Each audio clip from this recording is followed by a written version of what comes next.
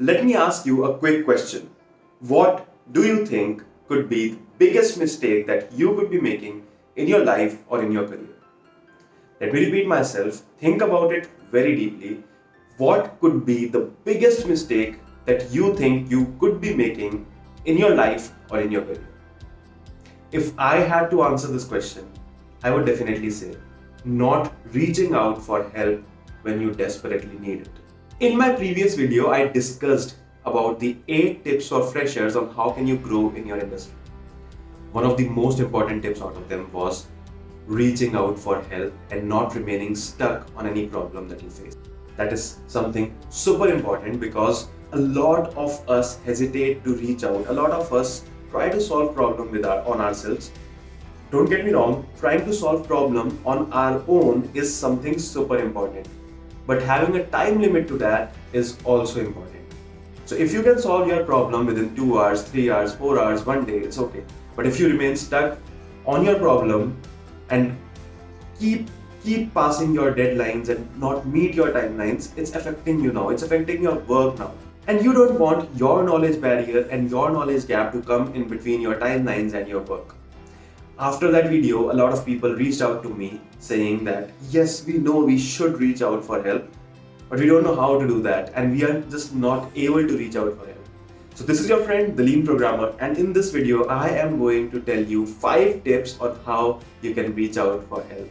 Do watch this video till the end and do like, share and comment on this video and subscribe to my YouTube channel, which is youtube.com/the Lean Programmer.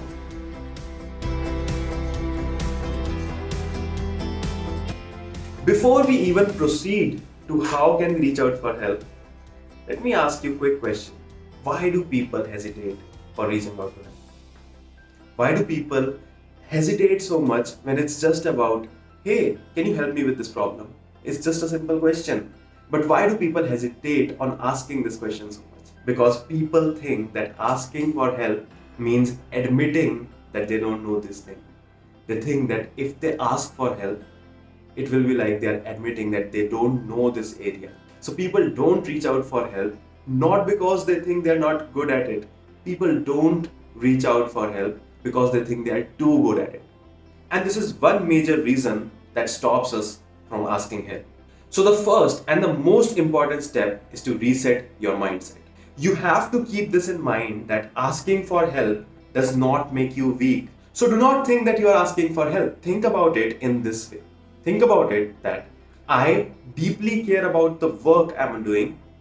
I care about my team and my project, and that's why I want to succeed. But this small thing, this small blocker, this small task that's blocking the progress. So let me ask for help from someone so that people who are dependent on my work can get unblocked as soon as possible and this project can get shipped, this project can move forward, this project can go ahead. So remember, when you attach yourself to the success of your work, you will never ever hesitate to ask for help. So this was the first step to change your mindset.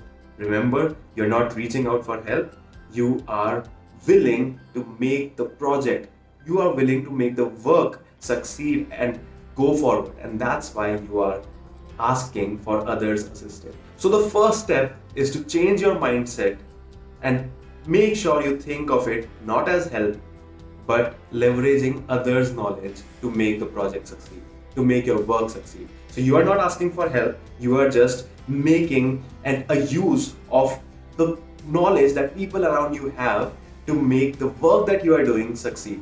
So the second step is another mindset shift. I want you to imagine a scenario. Think about it. How did you feel when your junior or your co-worker asked you for help? Think about it for a moment. Did you think that, oh, they don't know anything, that's why they are reaching out for help? No, you did not think that. You thought that you felt happy. You felt really happy that you were able to help them. You felt happy that they thought that you are skilled enough that your skills can help their work as well. So remember, the person who is providing the help always feels happy about it. So the second step is change your mindset. The second mindset shift, that is, instead of thinking that if I ask for help, the other person will think that I am weak or incapable. Instead of thinking like that, think about it in such a manner that when someone else asked for your help, you felt proud and happy. And if you are going to ask for someone else's help, they are also going to feel proud and happy that yes, they are able to help you and their knowledge is going to help your work. And there's only one catch to that, unless and until it's not a very basic doubt that you can find easily on your own. So if it is a very basic doubt, do not ask for help. And this brings me to the third point, that is, do not ask for basic questions. Do always remember that if you are asking for something very easy or very beginner level that you can find easily on your own, if you just go and search on the internet a little bit, if you just dig a little bit deep, nobody is going to help you. Because they'll think that why should I waste my time in telling what's the answer of this basic question? Because the answer of that basic question is already in front of you in many places. You would have access to books, you would have access to the internet, you would have access to a lot of resources. So make sure, the third tip is, make sure that you do your homework before reaching out for help. Always remember that people will help you only if you help yourself first. So the fourth step is, if possible, ask for 5-minute favors. Your response rates will increase tremendously if you ask problems that can be solved within 5 minutes. And that is possible only after you do your own homework. So make sure that you are sticking to the point and asking questions that can be answered within 5 minutes, or 10 minutes, or 15 minutes, but not longer than that. So when the other person knows that yes, he has done his homework, he knows that yes, this question really requires my attention and this I can solve this in 5 minutes, but if he solves that, he might take it to 30 minutes, 1 hour, 2 hours, and so on. He will never say no, because for him it's just 5 to 10 minutes. But he will know that for you it could be much longer than that.